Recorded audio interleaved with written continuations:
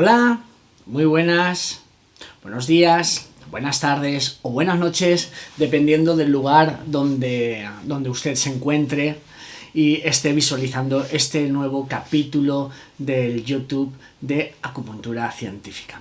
En primer lugar, quiero dar las gracias por el auge, ¿no?, que está teniendo este canal. Estamos teniendo días y días de suscriptores y más suscriptores en esta vía de divulgación científica, con lo cual para mí es un placer enorme y estoy muy contento. Por otro lado, quiero decirles que dada no sé cómo explicar exactamente mi patología, ¿no?, por esto de intentar difundir la acupuntura científica en esta especie de batalla, ¿no?, por hacer que nos escuchen, ¿no? Y bueno, estoy preparando un podcast bastante fuerte y un vídeo para hacer una gran defensa de la medicina china por ciertos ataques, de ciertos movimientos escépticos que están desprestigiando nuestra labor académica. Y he dicho podcast, sí señores, les quiero presentar también una nueva colección de podcasts. Por un lado tenemos nuestro canal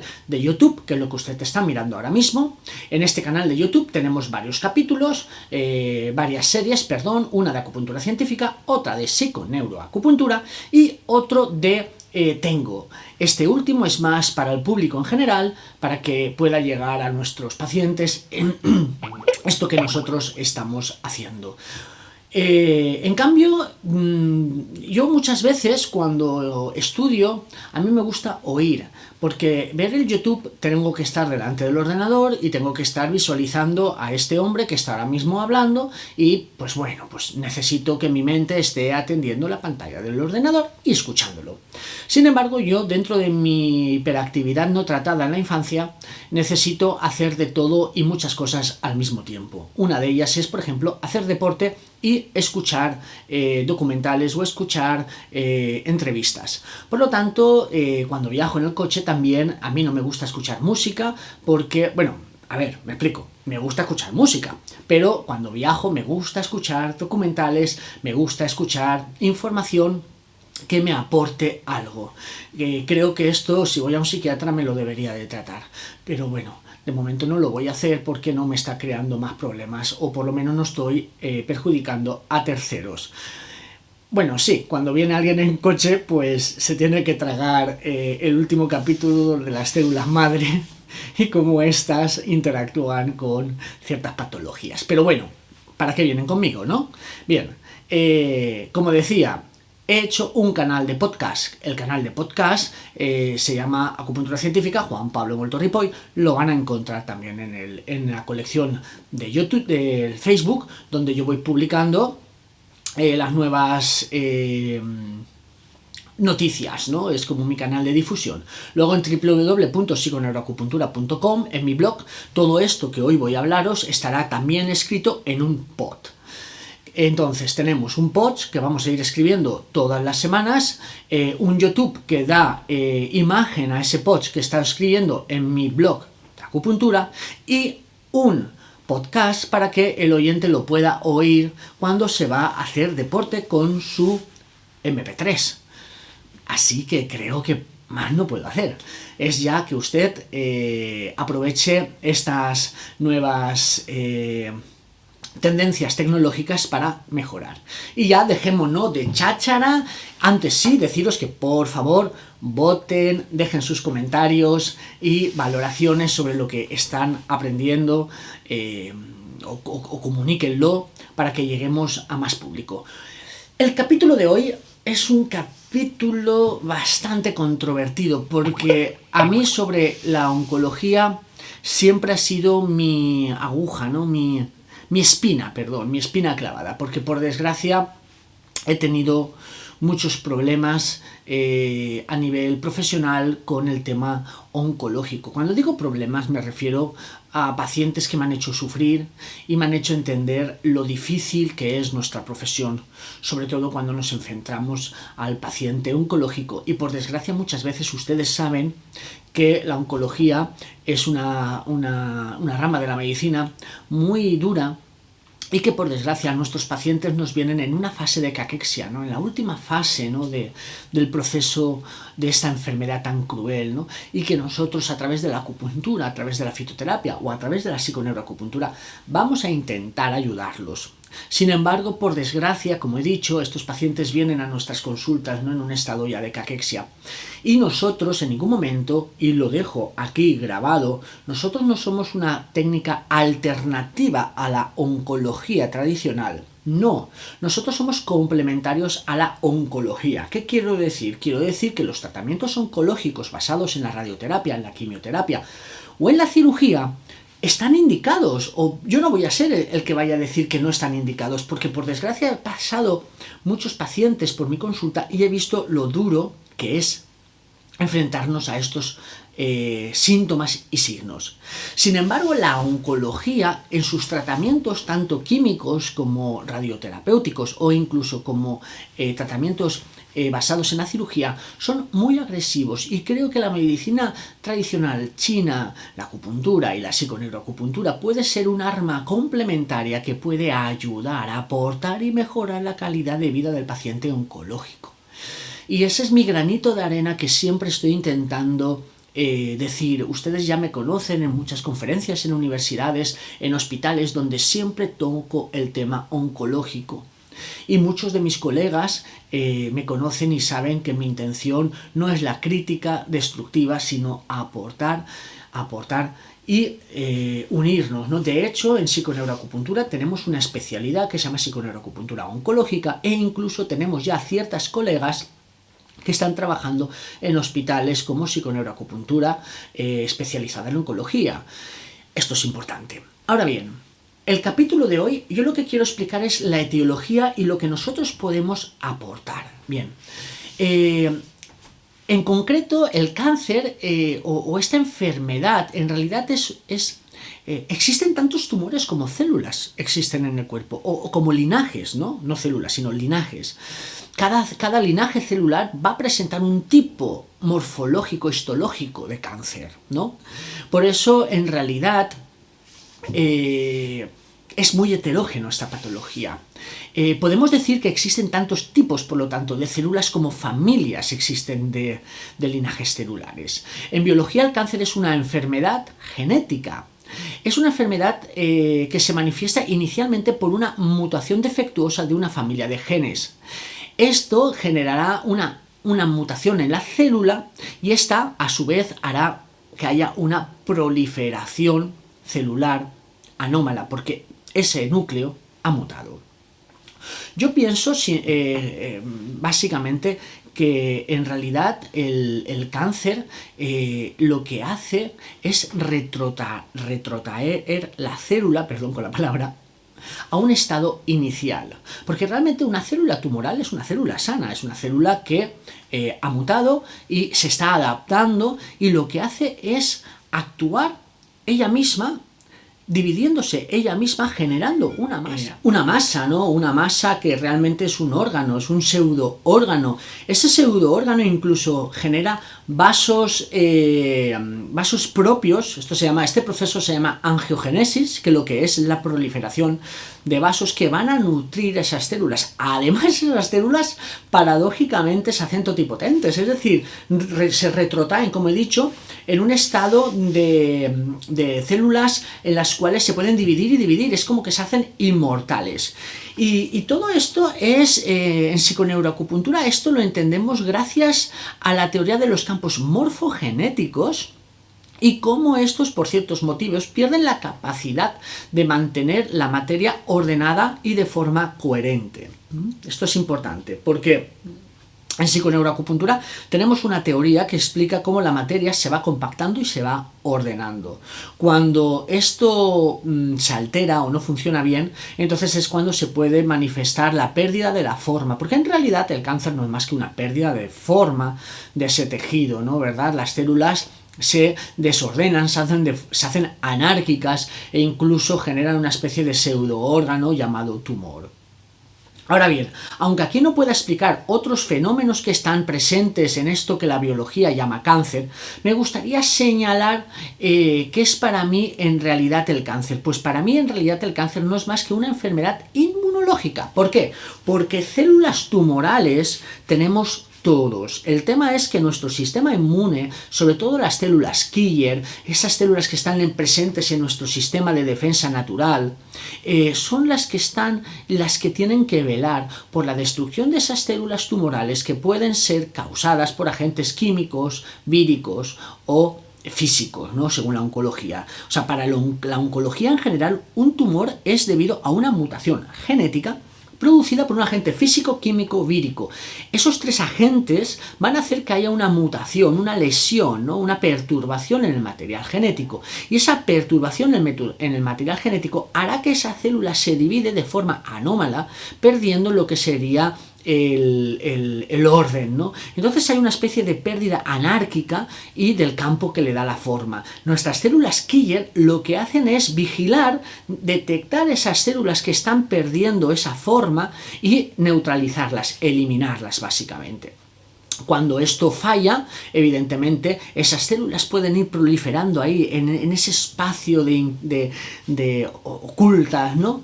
Hasta que, por desgracia, el tumor ya es tan grande que nuestro sistema inmune ya no puede hacerse con él, y es donde muchas veces la cirugía, la quimio, la radioterapia tiene que intervenir, ¿no? Porque nuestro sistema inmunológico a veces no puede ser lo eficiente que debiera. Pero ¿por qué nuestro sistema inmunológico pierde esa capacidad? Ahí es donde a mí me gustaría un poco hablar.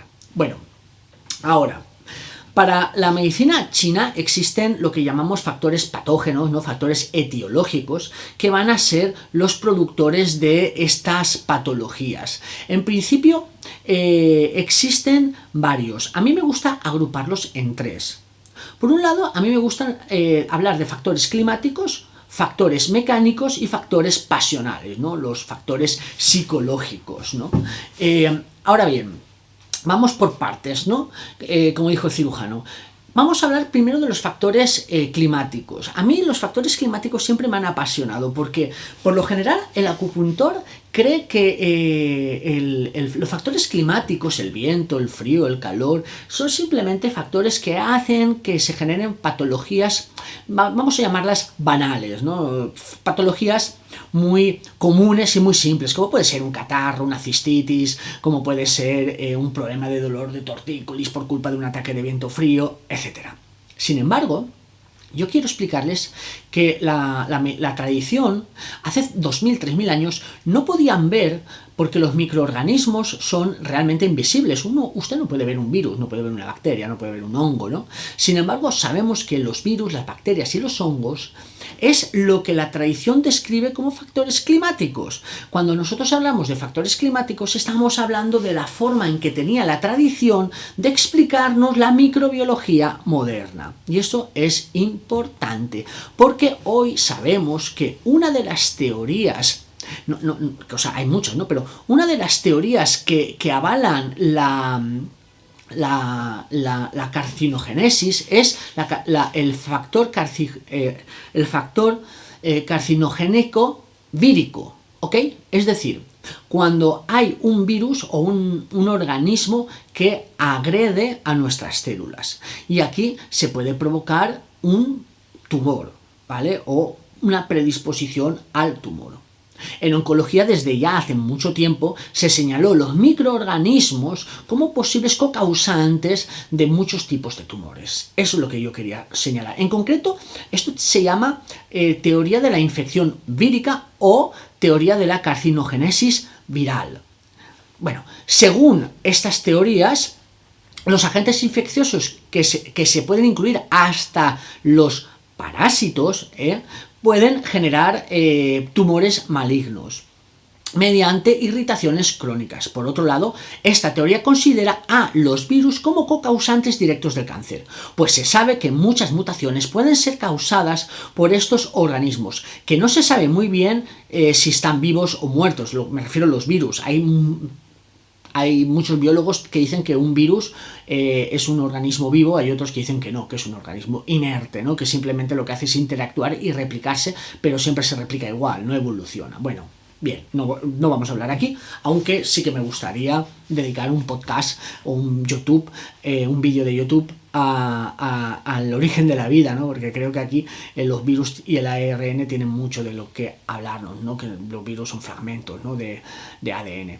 Ahora bien, los virus, actuando con otros factores, pueden hacer que una célula se transforme en célula maligna. Se estima que un 10% aproximadamente de los tumores humanos tienen un origen vírico. Por lo tanto, tenemos que estar atentos. De hecho, virus están en todos lados. Los virus, de hecho, no son normales, ¿no? Pero tenemos que saber que nuestro sistema inmunológico está capacitado para matar estos virus. Por lo tanto, cuando tenemos una inmunosupresión, un problema en nuestro sistema inmunológico, volvemos a lo mismo. Podemos generar patologías relacionadas con esto. Por ejemplo, el sarcoma de Burkitt, ¿no? Que sucede en los niños, sobre todo en los niños de África, ¿no? Esto es causado por el virus del Epstein-Barr. El carcinoma de Kaposi, ¿vale? Este lo sabemos, ¿no? Por los pacientes inmunosuprimidos, ¿no? Que tienen una inmunosupresión por culpa del virus del SIDA. Bueno, estos factores son a tener en cuenta. Luego, dentro de los 3 factores tenemos los factores mecánicos. Los factores mecánicos son muy importantes. En la literatura oncológica están agrupados como la carcinogénesis física. En PNA, cuando hablamos de factores mecánicos, nos referimos a estos agentes externos al organismo o internos al organismo que pueden dañarlo. Por ejemplo, ciertas fibras, ciertos polímeros, ciertas radiaciones, etc. En factores mecánicos tenemos varias teorías, ¿no? Varias teorías que intentan explicarnos por qué una irritación crónica, que siempre hay una inflamación detrás, puede generar una carcinogénesis. Por ejemplo, existe la teoría del doctor Virchow. Esta es la teoría de la irritación o estimulación crónica. Irritaciones o estímulos crónicos, ya sean estos térmicos, mecánicos o inflamatorios, estos últimos para mí son muy importantes, alteran el equilibrio histológico e inducen a una proliferación de diferentes tejidos. Esto es importante. Por ejemplo, el carcinoma esofágico del bebedor de aguardiente. De aguardiente, la palabra dice ardiente, ¿verdad? Bueno, estas personas, por esa irritación crónica, esa irritación mecánica, van a provocar este tipo de tumores. Pero, por ejemplo, también está el tumor labial del fumador de pipa. Lo mismo, ¿no? Pues pueden provocar este tipo por irritación. Hay otra teoría que a mí me gusta mucho, que es la teoría en este caso es de Fischer-Wassels, y esta teoría nos habla sobre todo de la hiperregeneración, ¿ok? Antes era la teoría de irritación, esta es de hiperregeneración. ¿Qué quiere decir? Que ciertas zonas de nuestro organismo son lesionadas continuamente. Esto hace que nuestro tejido hístico, ¿no? Nuestras células, tengan que estar continuamente reparándose.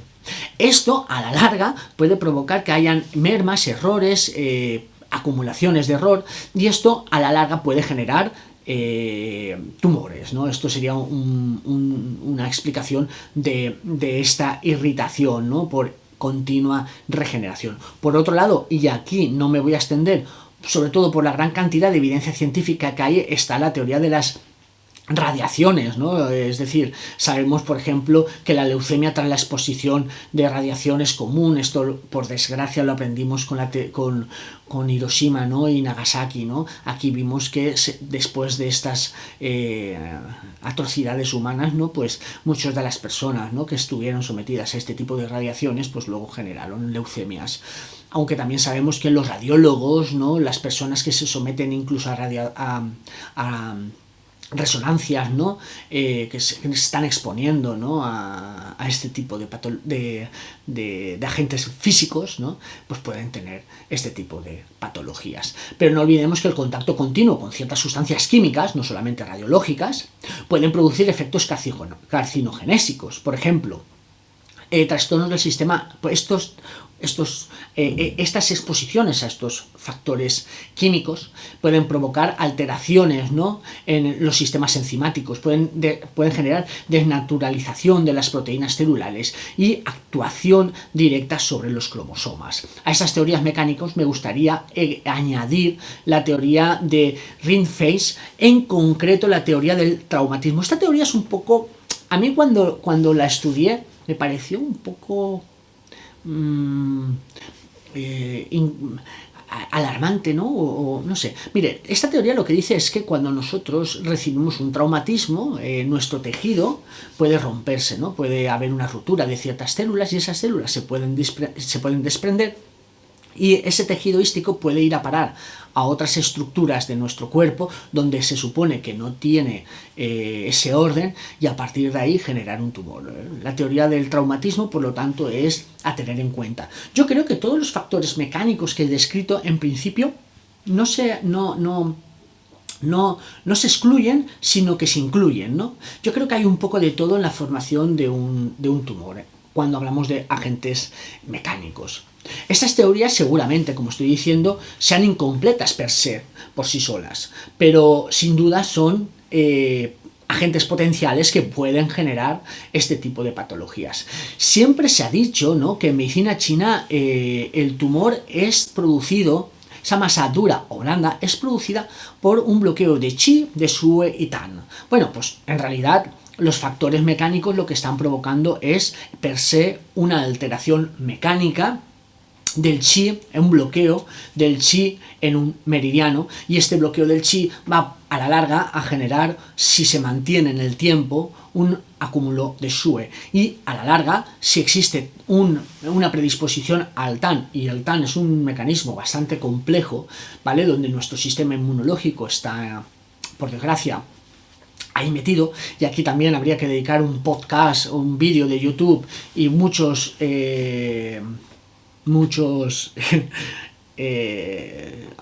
artículos, ¿no? De hecho, yo tengo un libro que explica esto, ¿no?, este proceso en general, ¿no?, la generación del TAN, ¿no? El libro mío de inmunología intenta explicar todos estos procesos de una forma un poco más biológica, más compleja, ¿no? Bien, ahora me voy quizás al punto para mí más importante, porque para mí es mi especialidad, ¿no? Hablo de las pasiones. Este factor es, si cabe, para mí el más complejo de explicar, pues la biología actual aún sigue siendo hasta cierto punto muy mecanicista, y el factor causa-efecto en esta etiología es muy complejo. No es este el artículo, ¿no?, adecuado para explicar cómo se desarrolla este complejo proceso, pero sí que me gustaría señalar los fenómenos que están presentes en este caso, ¿no?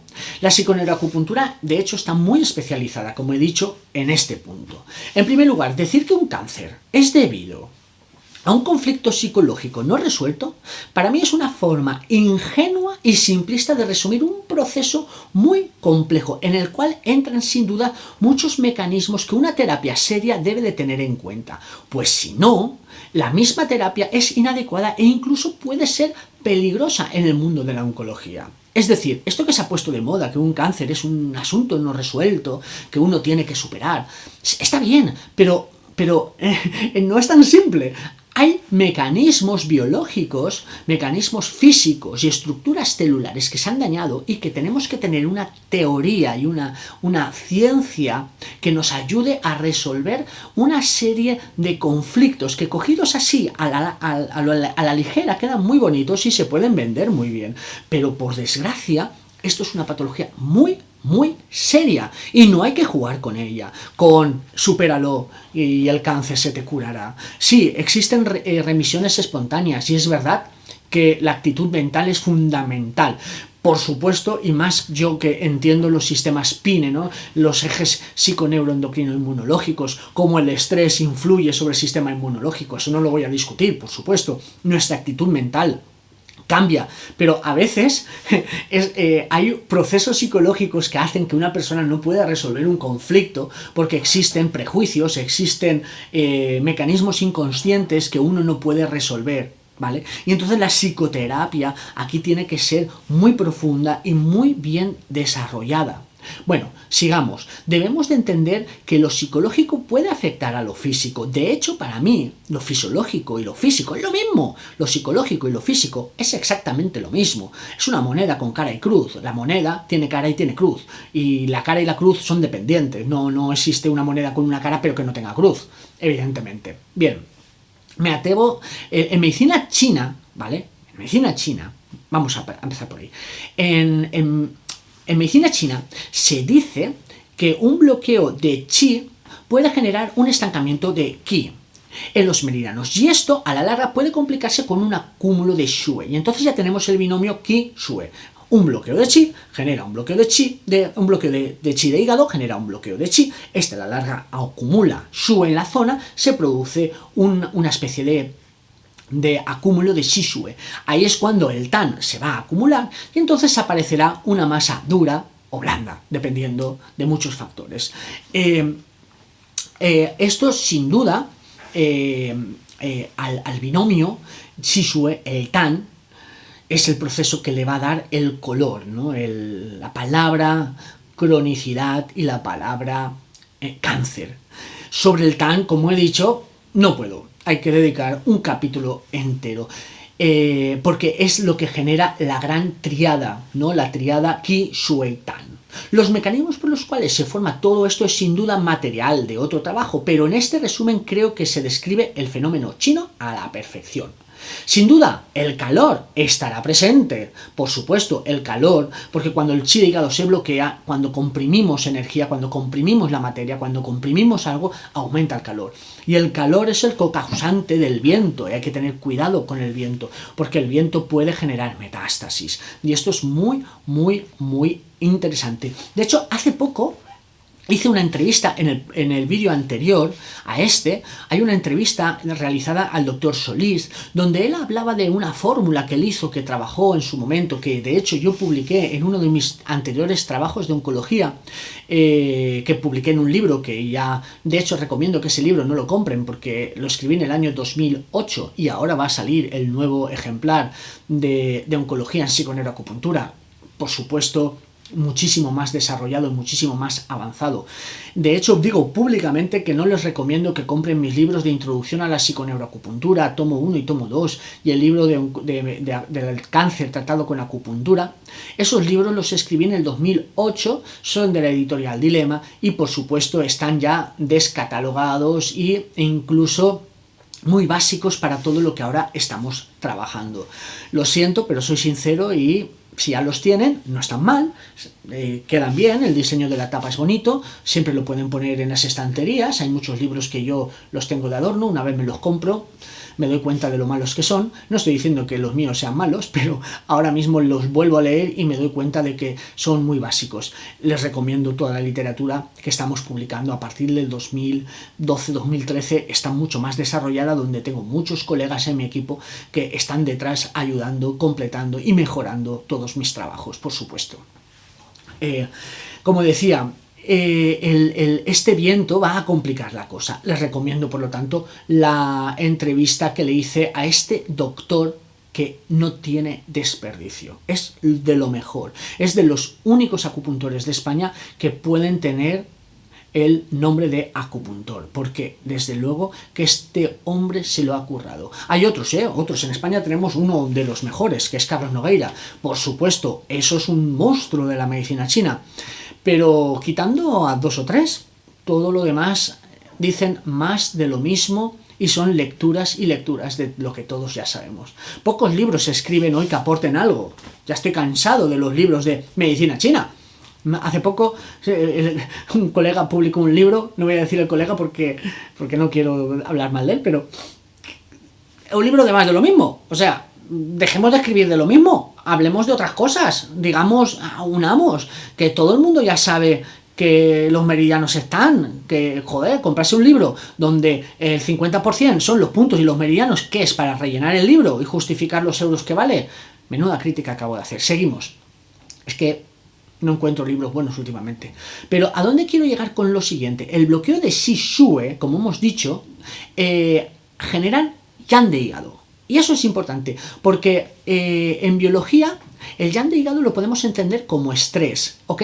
Y aquí es donde la biología y la medicina china se dan la mano. ¿Por qué? Porque el estrés hoy en día, gracias a la psiconeuroendocrino-inmunología, gracias a la teoría de los sistemas PINE, hoy sabemos que el estrés es uno de los mecanismos, el estrés crónico, es uno de los mecanismos que pueden generar un desequilibrio sistémico, una irritación del sistema simpático y parasimpático y generar alteraciones in situ en las células.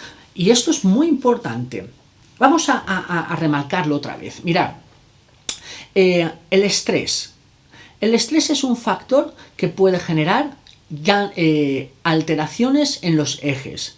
Los ejes, tanto nerviosos como endocrinos e inmunológicos, van a ser los que están detrás de todos los procesos patológicos. E incluso hay una teoría que se llama la teoría de Rindenflex, que se llama la teoría neuronal.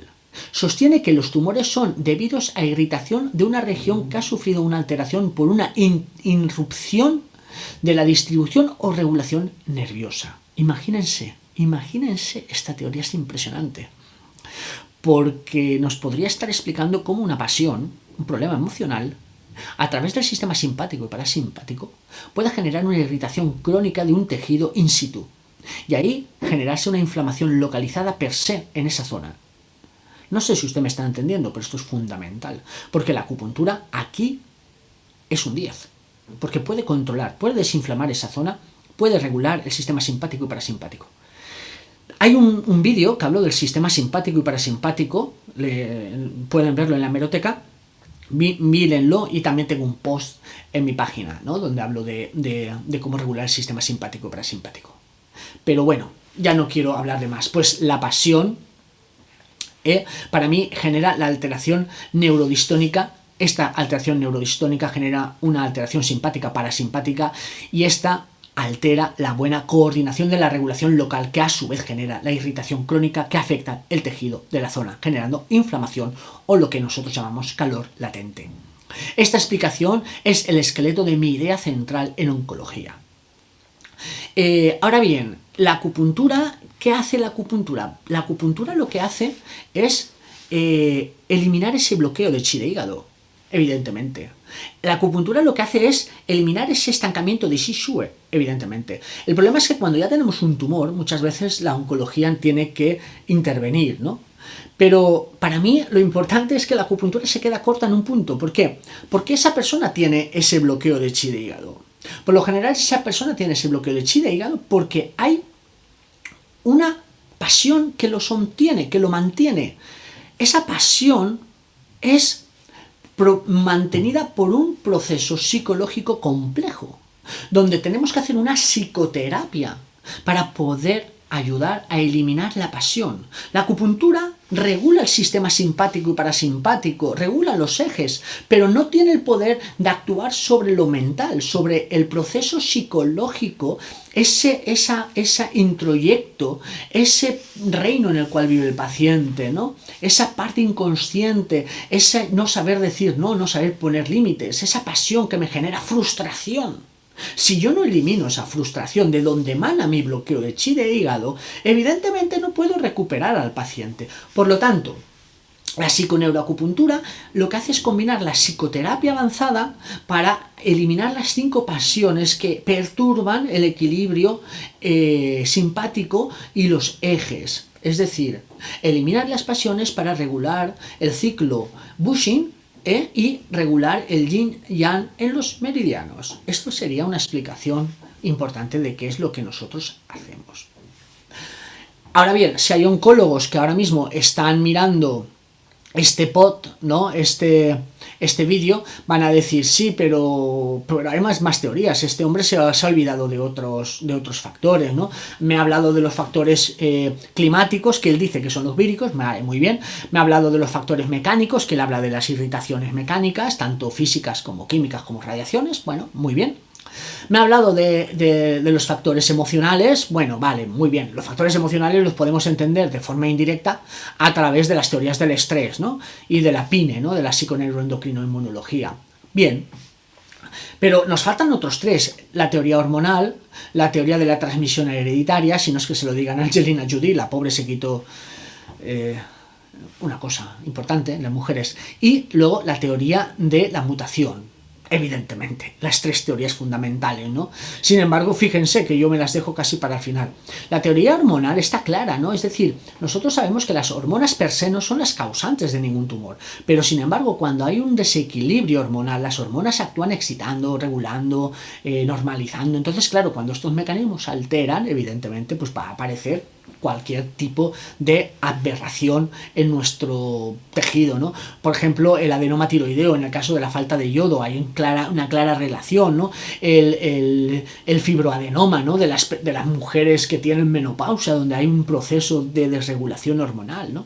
Sin embargo, la menopausia para mí en realidad no existe, sino es un proceso de desregulación. Las personas no deberían de tener menopausia si tuvieran un equilibrio en el bushing, evidentemente. Pero bueno, una vez la tienen, evidentemente hay que tratarla, ¿no? Por ejemplo, luego hablaríamos de la teoría de la transmisión hereditaria. Yo no voy a negar que es verdad que hay muchas familias donde se repiten ciertos patrones tumorales, ¿no? Por ejemplo, la poliptopsis, ¿no? Hay ciertos procesos, ¿no?, que pueden generar este tipo de tumores. El tumor de Angelina Jolie, ahí estaría. Y luego ya, para finalizar, yo creo que es el punto más importante, ¿no?, la teoría de la mutación celular. Evidentemente, cualquier de todo lo anterior va a generar un tumor, ¿no? Es decir, una mutación en los genes. Y esto, bueno, pues puede ser la causa, ¿no?, inicial. Pero eso, la tos, el toser no es un problema, ¿no? El problema es por qué toso, ¿no? Pues bueno, aquí hablaríamos de esto. Bueno, este vídeo espero que les haya gustado. No sé si me he explicado bien, porque el caso de oncológico para mí es una de las cosas que más tengo que ir explicando para dejar claro qué es lo que nosotros entendemos. Espero, por lo tanto, que compartan este vídeo de YouTube. Espero que hagan comentarios. Espero que no me hayan malentendido. En ningún momento estoy diciendo que nosotros vayamos a curar el cáncer, ni que tengamos que dejar los tratamientos oncológicos. Simplemente quiero aportar una visión un poco más amplia, explicar algunos factores más y seguir aportando valor y conocimientos a nuestra profesión. Si le ha gustado, como he dicho, compártanlo. Nos vemos la semana que viene con otro vídeo, con otro podcast y con otro artículo en mi página de www.psiconeuroacupuntura.com. Nos vemos. Muchas gracias.